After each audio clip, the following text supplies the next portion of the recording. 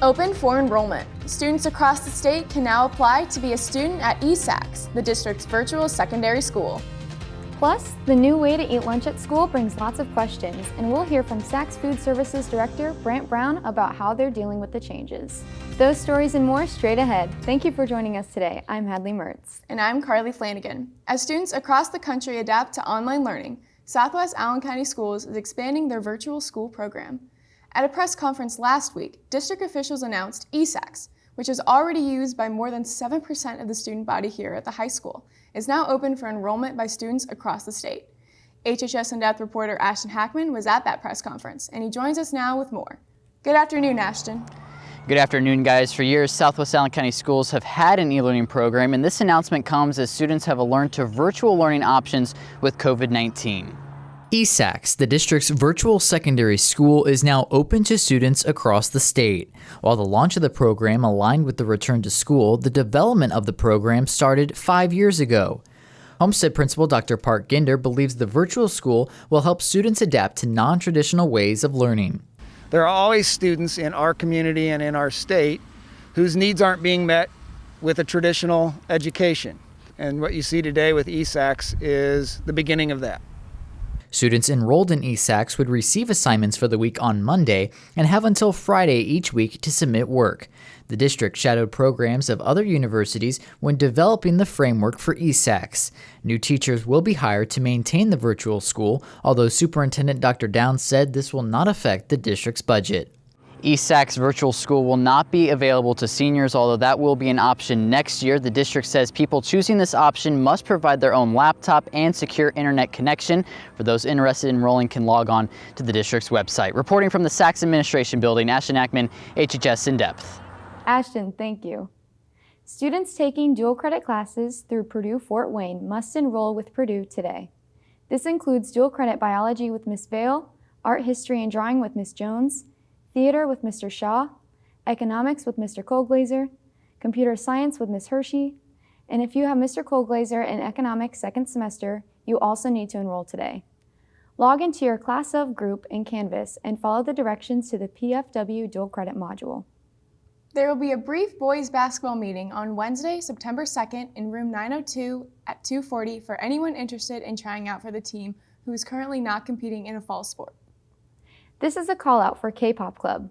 Their first meeting is on Friday, September 4th after school in room 924. They will meet until 3:45, so make sure you have a ride home.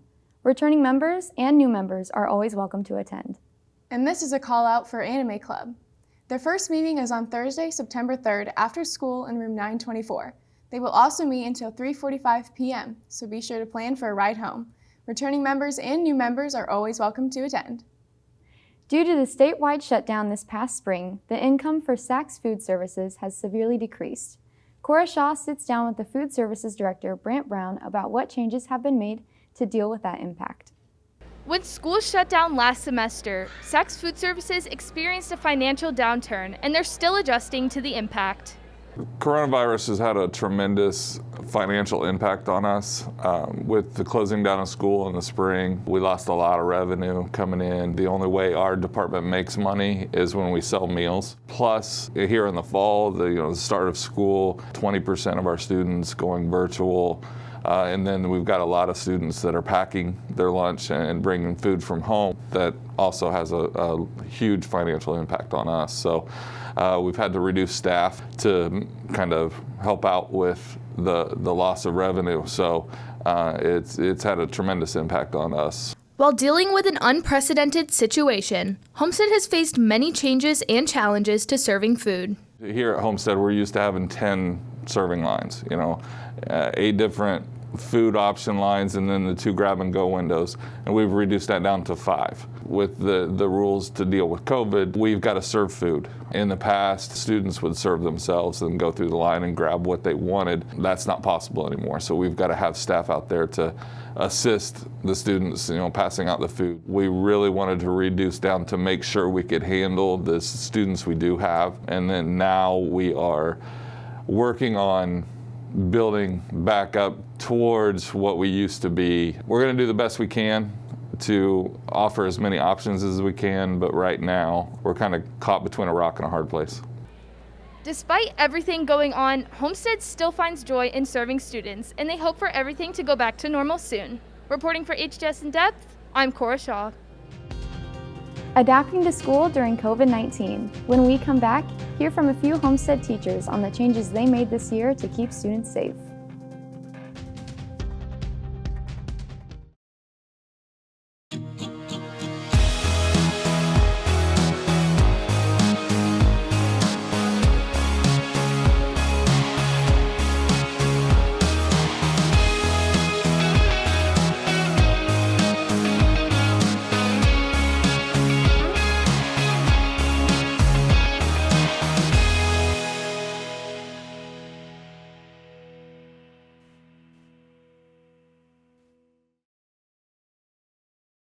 As a result of COVID-19, teachers district-wide have had to change their classrooms to accommodate for the safety of themselves and their students.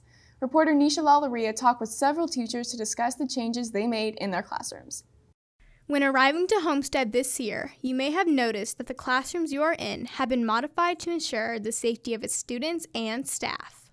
Physical education is kind of a different and unique course because we have larger number of students in our courses. So one of the things that we've had to do is we've had to try to space out the students, such as in the locker room, providing them more space so we have fewer students per locker section. With new classroom setups and expectations, teachers faced many challenges, helping themselves and students adjust to the new changes. I used Zoom quite a bit in the spring, so for me, that wasn't a big jump coming into this year. I've already had some experience with breakout rooms and things like that. The biggest challenge was actually using it with humans in my classroom at the same time. That was new to me. Not only do the classrooms change for teachers, they have also had to learn how to connect to students that are attending school virtually. I have to talk to them outside of class sometimes. Some of them I'm talking to them on Fridays, sort of setting up additional meetings, and it takes more time to address everything that we need to do. The teacher's day is definitely longer than it used to be.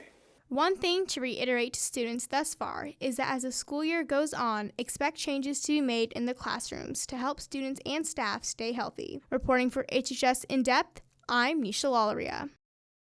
With the new school project beginning to pick up speed, Homestead has experienced many changes, one of which includes the arrangement of students and staff parking lots. Reporter Jenna Lane brings us more about navigating the situation and what you should anticipate. As Homestead pushes through a year of unexpected changes, there's one change that we did expect. The construction of the new school has altered the layout of the parking lots, affecting both the student drivers and the staff at HHS. Our students are parking in what you and I knew as the teacher's lot, and that's going to change throughout the year too as new lots come on. That parking lot's going to disappear, and that's where part of the new building is. Eventually, the student lot is on the other side of the building. You might think of it as the freshman academy is actually where the new parking lots are going to be. If you're in senior experience, definitely park in the senior lot, so by door 1. And then if you're a junior, like an incoming sophomore driver, I would recommend parking over here by door 3 and 4. I walked by and there's a ton of open spots. Although traffic is inevitable, students are encouraged to avoid busy routes and arrive early whenever possible. Most of the time, the corner at Aboit and Homestead's not that busy, except for about a half an hour before school starts and about 20 minutes after it ends. If we get used to arriving early, sitting in our cars and waiting, that's probably the best thing to do. So I usually get here around 7:05. It's a pretty decent time to get here because there's a lot of open spots. In the afternoons, I usually just wait until 3 o'clock to leave the school so that way there's not as much traffic. It's not too big of a problem with the parking, it's just traffic mostly, especially with the construction. As Homestead proceeds through construction, make sure to be mindful of the changes around you and, of course, drive safely. Reporting for HHS In Depth, I'm Jenna Lane. With Mr. Warfield taking over as band director and new teacher Mr. Witzegruder becoming the new assistant band director, reporter Easton Hensley gets you caught up on all the new happenings taking place this season for the Spartan Alliance Band. The beginning of this school year brings plenty of changes throughout Homestead, as well as new band directors. Homestead's newest band director, Mr. Witzegruder, shared why he decided to pursue music education at Homestead. I was an administrator for 7 years, and I would say probably into about my 5th year in administration, I realized how much I was missing being back with the kids and working with the bands. And it just pulled on me. You know, as a teacher, I think the thing for me most importantly was being in the classroom and being a teacher first. Mr. Witzegruder teaches various music classes and does not only stick to teaching at Homestead, he also teaches younger players at Summit Middle School. So I teach Jazz Band 1 here at first period. That's an advanced jazz band, and those kids are really strong players and working hard. But at the same time, I also go over to the middle school for a couple of periods a day and get to work with the beginners. So the whole package is just awesome for me to be able to see kids at the very beginning and then see them at the most advanced stage. That's great. With Mr. Witzegruder being assistant band director, Mr. Warfield is now the head band director, which comes with plenty of planning for his students. Being the head director, just literally overseeing everything. Every aspect, literally every single detail of it. That's one thing that's been a lot different this year. So every single day, just making sure that I very much am on top of my game, making sure whatever music we're going to work on outside is prepared and ready to go. Just being prepared, being more prepared than ever. So. Despite the changes Mr. Witzegruder and Mr. Warfield have faced, they have worked very hard and have made this year's band a success. Reporting for HHS In Depth, I'm Easton Hensley. Turning to weather now, it's been very hot this past week, but when will things start to cool off? Tyler Veit joins us now with a check of the forecast. Yeah, hey guys, if you didn't enjoy the oppressive heat the past few days, the good news is we will be getting some relief over the weekend. Tonight's game might get a little wet, so be sure to pack those jackets as temperatures will sit in the low 70s with a slight chance of showers on top. And looking at the 7-day, you'll notice things are cooling off slightly as temps sit in the high 70s with cloudy skies. There is a chance for some rain on Wednesday, but the afternoon will remain dry. By the end of next week, highs continue to sit in the lower 80s. Guys? All right, thank you, Tyler. Next in sports, Homestead took a tough loss in the season opener against Northrop. Ashton and Caleb will have a recap. Plus, find out how other athletic teams did this past week. We'll be right back.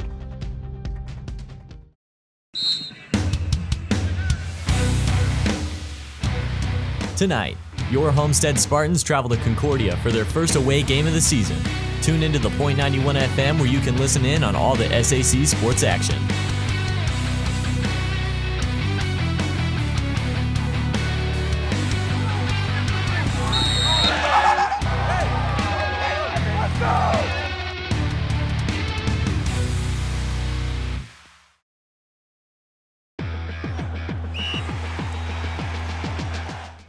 Welcome back, I'm Ashton Hackman. The football season is now underway as we gear up for week 2. Out at Dave Walters Memorial Stadium last Friday, the Spartans were in action in the season opener against Northrop. With a full recap of that game and standings from the SAC, here's Caleb Wood.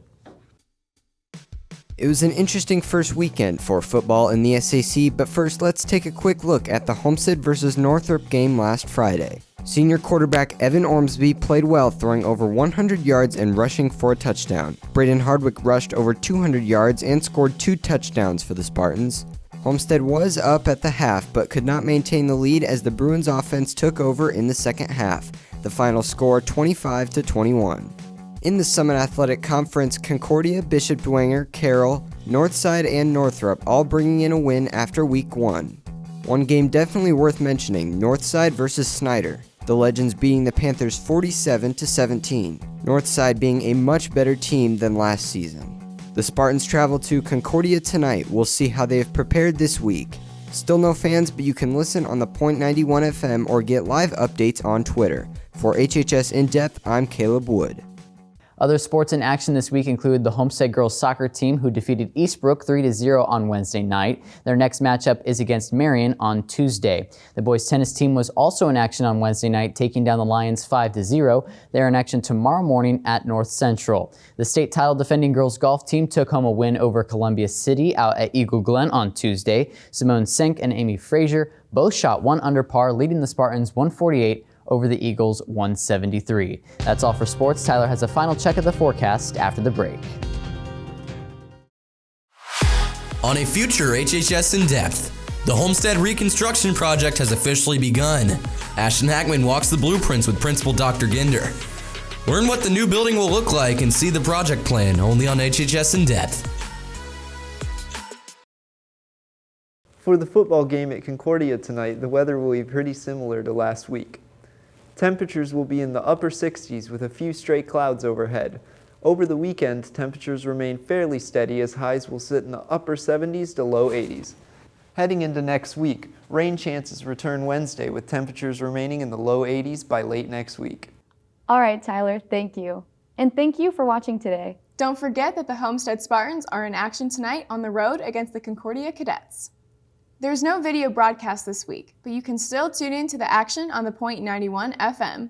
The OPS pregame show with Matt Salfrank and Chris Corman takes the air at 6:15 p.m. and kickoff is set for 7 p.m. You can also get quarterly score updates by logging on to the Locker Report Twitter page, and Ashton will be in to recap the action next week in sports. Have a great weekend.